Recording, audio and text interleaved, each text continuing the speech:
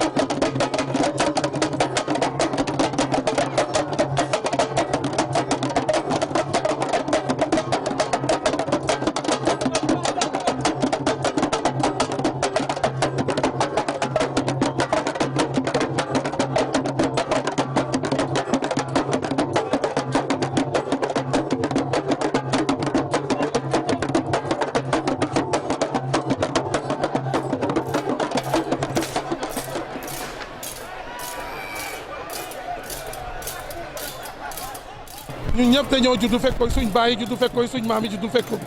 daanaka mun naa la wax depuis 14e siècle ba léegi ñu ngi organiser chasse de Diobay te amul benn at boo xamante ne mos naa manqué chaque année ñu organiser ko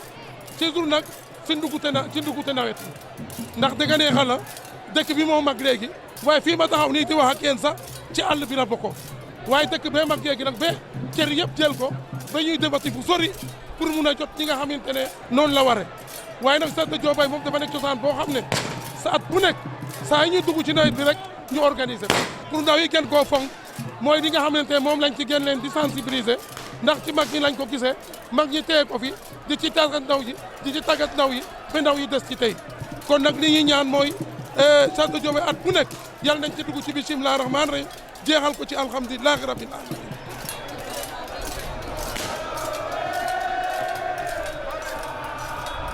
o yit nu watna koy o ndeɓ in Ablaye Ndiaye xana gar a yoonit fa RTS ay soɓ men le média ke andoona yee den ndef kam saate fe i ngeen way ko na président conseil départemental o xiid nu watna ka watna nqoox mbata wat i njigan nqoox a cooɗa Diobaye saate fe koy i njega teen o mbégte maak i njeg teen o daayo maak Ablaye Ndiaye o moƴo goorgoorloox Fatick in njegun Fatick nuun o njegun Fatick saate nuun o Ablaye Ndiaye ke o ñoowa kam Sénégal i nga'an ka i nqeɗana nuun saate fe mu nu mbuguna ɓis yasam roog a ɓisa nuun men.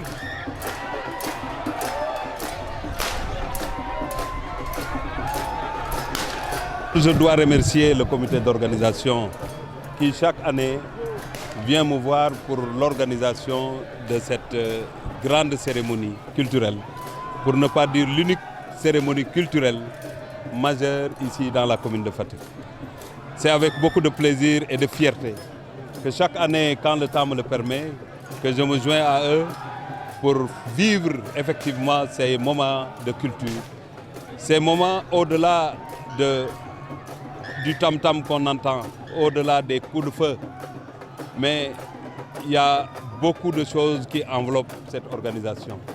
La chasse qu'il organise, tout le monde sait, c'est pour prévenir l'hivernage. Prier pour que ça soit un hivernage pluvieux, mais un hivernage qui permet en tout cas aux cultivateurs de pouvoir récolter le fruit de leur travail. La chasse de Diobaye doit être une fierté pour tous les Sine-Sine. Une activité qui a duré plus de 300 ans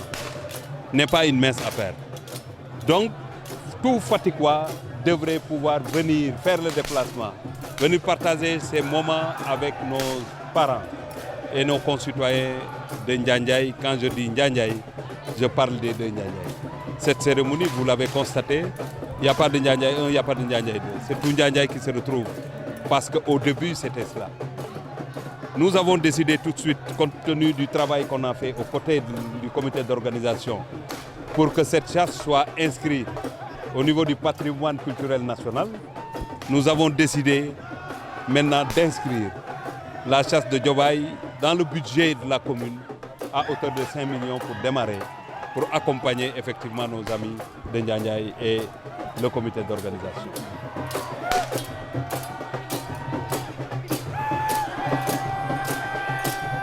Diobaye fe koy ne leytuna ndiiki na wolof fa tubaab fop te refe ka mimna mene a Njanjayo te ref cosaan ne moƴna magin a Njanjay o ga'anga koy i mbiyo te fiyel yaafo maak wa a nqoox'anga nqoox tikoorik ke ka ta yaqooga qooq ale muumeen ke aussi a ngar a njeg ka da ndama te pour koy i ñootna den koy i mbaag o ñoox fo keene koy nu fad ndiig a fadidanga fadiid fat i mbi o miis te fiye o miis comme Diobaye fi'u te o miis Diobaye ka ɓis o miis Diobaye le te fiye alors pour den ta de mbi'u kaaga pour muumeen kene yaqate yaqol den xe pour muumeen ke aussi ndamkate wiin we mais ta ndikoy bo tiye koy a goɗat i te fiye ndiig koy o miis Diobaye le a saqa kama Njanjay te fiye mbanu te fadna o yongola koom xan wiin we a ngoyiranga a ɓaal kene ndiig ne a ɓaal ndiig ne a ɓaal saate fe a ɓaat adna fe te fiye kaaga aussi ku andoona yee kata fari wiin we njeg na te ɗeegtuna ba a mbaxin ku andoona yee a mosa da ngeenin fo ka woɗa i fo kam pin ke donc te fiye fête o kene c'est la fête comme Tamxarit et comme Magal comme Gammo te fiye kene fête fe kama Njanjay. C'est un événement culturel que l'on célèbre chaque année en début juillet. Et c'est le jour du lundi que ça se tient. Donc pour mieux le comprendre, il faut le mettre en rapport avec le Khoy, ce qu'on appelle le Khoy, qui est une cérémonie de divination qui se tient la nuit du dimanche au lundi en brousse. Il y a aussi le Mindis, qui est le bras de mer qui est le fleuve mythique de Njanjay, donc qui est sous la responsabilité de ce qu'on appelle le Sachou. Ces trois éléments qui sont intimement liés. La chasse de Diobaye, à l'origine, on était entouré d'une forêt qui était dense et où il y avait des animaux sauvages, des animaux qui détruisaient les cultures et des animaux aussi, les oiseaux granivores, qui, quand on semait, qui mangeaient le mil ou l'arachide que l'on semait. Donc à l'arrivée de l'hivernage, on prenait un jour de lundi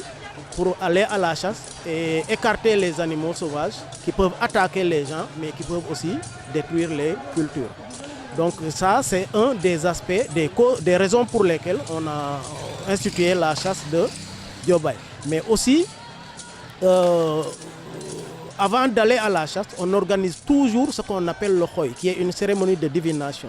Et de ce fait, la nuit du dimanche au lundi, c'est-à-dire la veille de la chasse, les gens se retrouvent en brousse. Ils expliquent leurs rêves qui sont interprétés par des sages qui sont dans le cercle qui constitue le khoy. Donc au-delà de ça maintenant, il arrive qu'on révèle des choses qui peuvent être dangereuses pour la communauté. Là, c'est aux sages, ce qu'on appelle le saltigué, qui est entouré de ces races qui vont chasser les éléments dangereux. Et quand c'est une bonne chose qui doit arriver aussi, on l'attire vers la communauté pour que ce soit au bénéfice de la communauté. Mais là aussi, l'autre aspect, le dernier aspect, c'est ce qui est relatif au Mindis, c'est-à-dire le bras de mer. Là aussi, il arrive que les gens fassent des sacrifices au niveau du bras de mer, qui est le Mindis, qui a en charge de veiller sur la communauté. À l'origine, les gens disaient que le chef de la communauté avait demandé aux gens de lui démontrer comment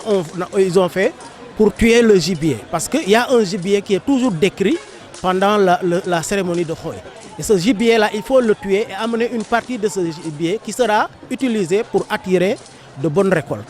Et maintenant, les gens, on leur dit aussi l'endroit où on doit tuer le gibier. Donc, pour démontrer comment ils ont procédé pour tuer ce gibier-là, ils ont procédé à une danse entrecoupée de pas feutrés pour montrer comment ils ont procédé pour s'approcher de l'animal et pour le tuer. Donc c'est pourquoi il y a une danse qui est entrecoupée de pas feutrés.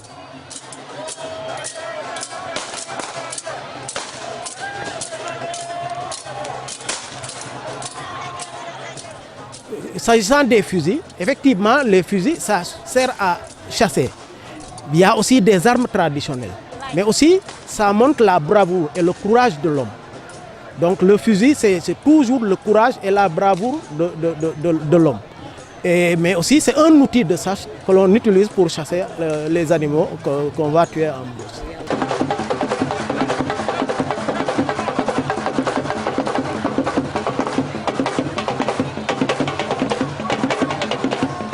L'aspect réunificateur, c'est que les hommes, quelles que soient les fonctions qu'ils occupent, quel que soit ce qu'ils représentent, ne sont que des êtres humains. Donc pour montrer que tout le monde est égal devant Dieu, il faut que tout le monde soit à un pied d'égalité. Pourquoi? À partir des habits qu'ils portent, vous ne pouvez pas savoir qui est qui et qui fait quoi. À l'origine aussi, c'était célébré comme la Tabaski. C'est-à-dire c'était l'occasion de tuer des animaux, de préparer des repas, de manger et de se rendre visite les uns les autres et de se demander pardon. Parce qu'on est en face d'un hivernage où on doit chercher et obtenir quelque chose, de bonnes récoltes. ren moom fat il est alhamdulillah rabbil alamin rogo yaal a damta ina paax a paax yaam i mbaage ko roog rek waagu ten na fiya ndaa koy roog a damta in bo organisation fe ren wax dëgg ten moƴu xen oxe fagun faak fuuf o ren moom très bien yo très bien organisé vraiment wiin we njala ten calel mosu a ñaaƴa a laya fa xa koor axe a mbaxtaana fa den xa koor axe et vraiment a moƴa ɓat discipline den o ren daal alhamdulillah rabbil alamin a ñaaƴa trop ke ta layna et vraiment mosandoorana paax parce que a lay à partir de 2025 xan ta cooɗata Diobaye fe 5 millions chaque année xan ta fi'in bo maire fu garatna yo waagkatino o waaj a refange rena ka ɓaatona ten waagkino watin waagkino o waaj maxey gidma o fog fa Fatick fop o fog a Njaay fop.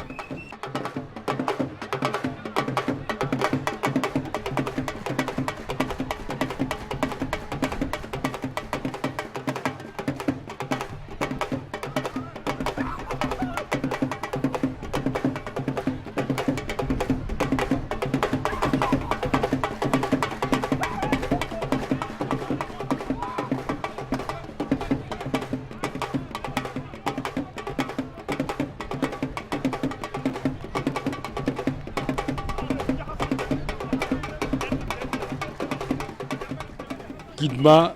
commission ne andoona yee den yoon ta i organiser a Diobay gidmama den a paax a paax to yakara den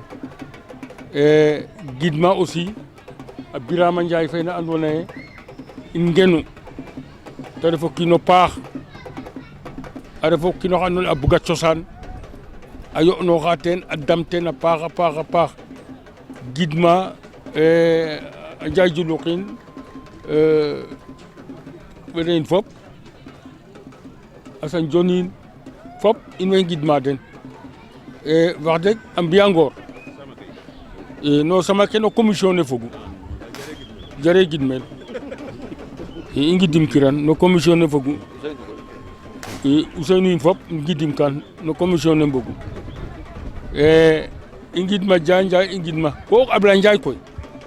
ka o jego ngidim spécial i ngeɗanang rek mu bugoona fat xeɗan roog a fadnong ma ta yoon fo o wod wodanen fo o tallin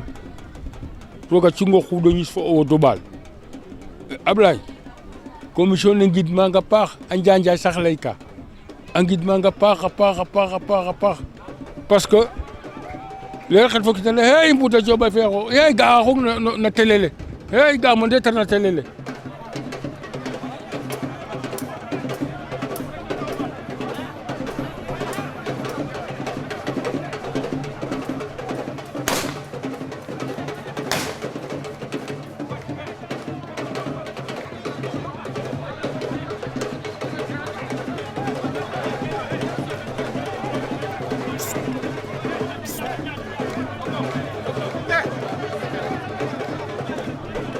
maa ngi leen di sant bu baax a baax mais si gidma noonu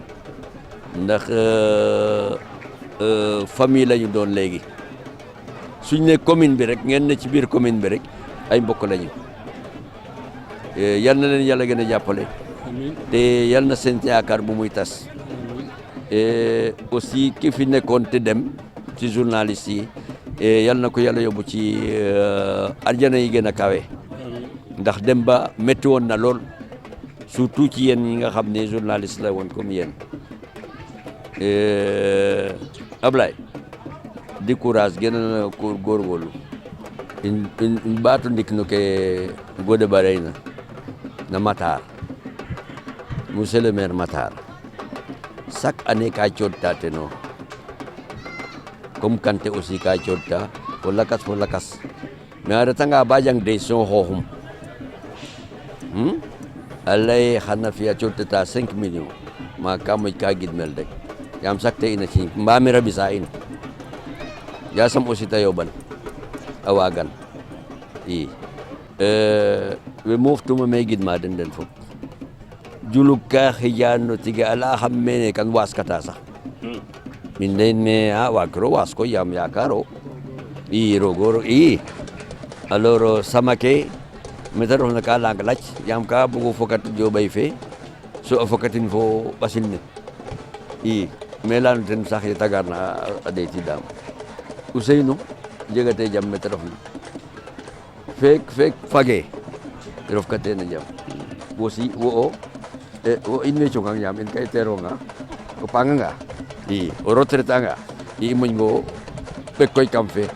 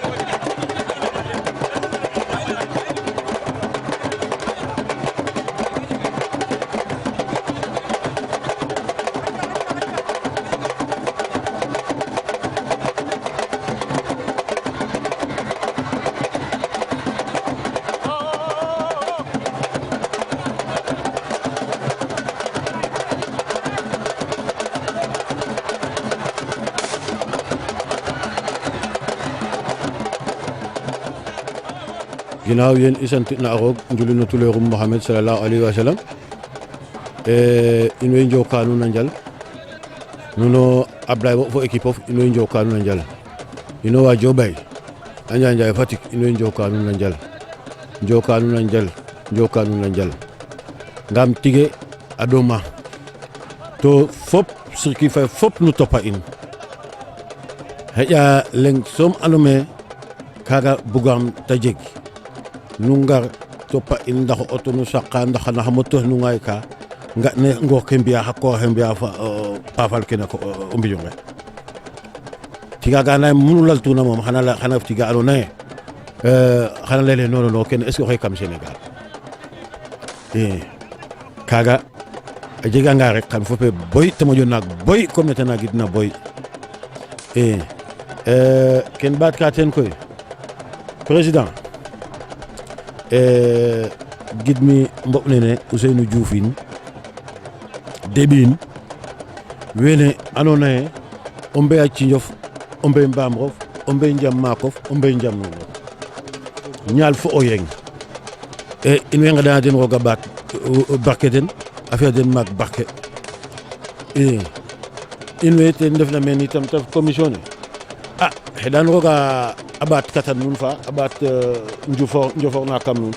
bo ku andoona yee i njoxo ñaan rek ta jeg